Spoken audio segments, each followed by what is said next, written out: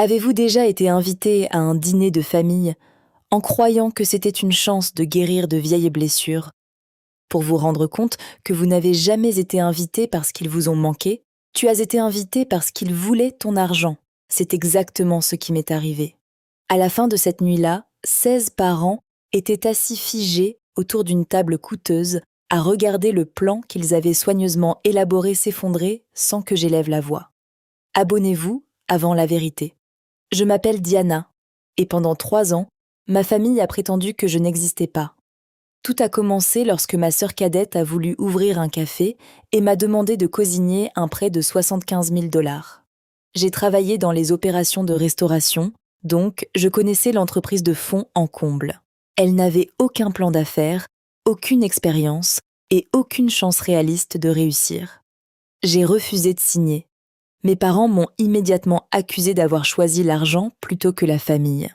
Mon père m'a dit que si je ne l'aidais pas, je ne faisais plus partie de la famille. À partir de ce jour-là, ils m'ont complètement coupée. Puis, après 3 ans de silence, ma mère a soudainement appelé. Elle a dit qu'elle voulait faire la paix et m'a invitée à dîner dans un beau restaurant. Elle a promis que ce ne serait que nous 4 pour que nous puissions enfin réparer notre relation. Même après tout ce qui s'est passé, une partie de moi voulait toujours que ma famille revienne, alors j'ai accepté. Au moment où je suis entrée dans le parking, j'ai su que quelque chose n'allait pas.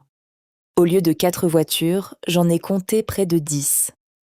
Quand je suis entrée à l'intérieur, j'ai trouvé 16 parents déjà assis autour d'une table privée recouverte de queues de homard, de bœuf wagyu, de desserts coûteux et de bouteilles de vin coûtant des centaines de $. Tout le monde m'a accueilli avec de faux sourires et des applaudissements nourris, comme si de rien n'était. J'ai forcé un sourire, je me suis assis, et je n'ai commandé tranquillement que de l'eau gazeuse. Alors que le dîner se poursuivait, la conversation semblait étrange. Chaque parent a en quelque sorte mentionné à quel point j'avais réussi. Ils ont parlé de ma carrière, de mes revenus stables et de ma chance tout en mentionnant avec désinvolture leurs propres difficultés financières. Chaque compliment semblait répété. Chaque phrase poussait à la même conclusion.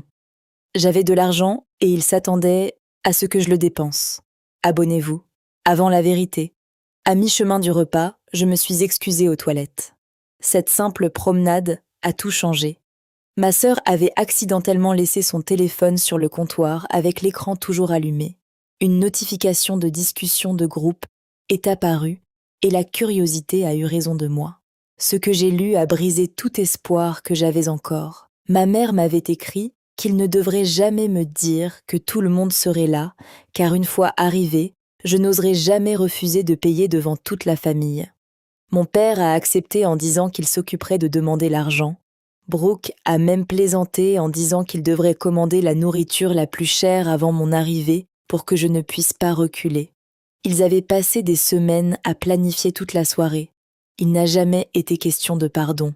Il s'agissait de me piéger. Au lieu de me mettre en colère, je suis devenue complètement calme. Des années de travail dans les restaurants m'avaient appris une leçon importante. Celui qui contrôle le chèque contrôle la situation. J'ai tranquillement trouvé notre serveur et lui ai dit que je n'étais pas l'hôte. Je lui ai demandé de séparer mon zézo gazeuse du reste de la facture et d'apporter le chèque complet directement à mon père, dont la carte de crédit avait été utilisée pour réserver la table. J'ai payé mon verre, j'ai laissé un généreux pourboire au serveur et je suis retournée à ma place comme si de rien n'était. Tout le monde a continué à rire pendant le dessert, complètement confiant que leur plan avait fonctionné. Finalement, le serveur a placé le chèque devant mon père. Il sourit, sortit sa carte de crédit et la tendit sans hésitation. Quelques minutes plus tard, le serveur est revenu avec une expression d'excuse. La carte avait été refusée. Mon père avait l'air gêné, mais a rapidement remis une autre carte. Celui-là a échoué aussi. Puis il a essayé une 3e carte, refusée à nouveau. Toute la table se tut. Personne n'a touché à leur nourriture. Personne ne se regardait. Pour la première fois de la soirée, la représentation était terminée. Mon père s'est lentement tourné vers moi et m'a demandé ce que j'avais fait. Je l'ai calmement regardé en arrière et j'ai dit que je n'avais absolument rien fait. Sa banque avait pris la décision, pas moi. Puis j'ai révélé que j'avais lu tous les messages de leur discussion de groupe secrète.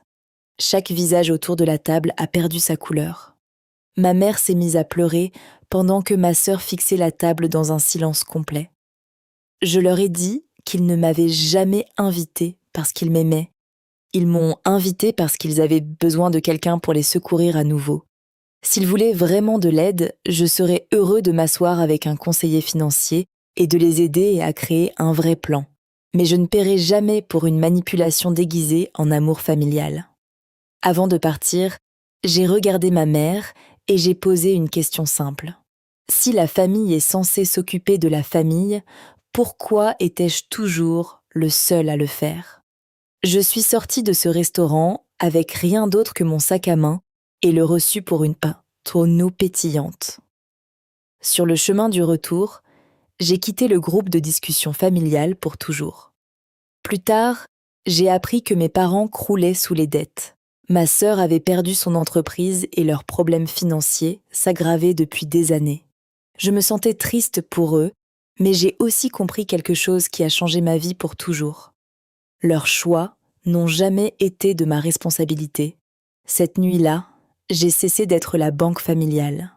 J'ai finalement réalisé que l'amour ne devrait jamais venir avec une facture, le respect ne devrait jamais avoir à être acheté, et les limites les plus fortes sont souvent les plus silencieuses. Parfois, la chose la plus puissante que vous puissiez faire est simplement de refuser de payer pour le rôle que quelqu'un d'autre a écrit pour vous.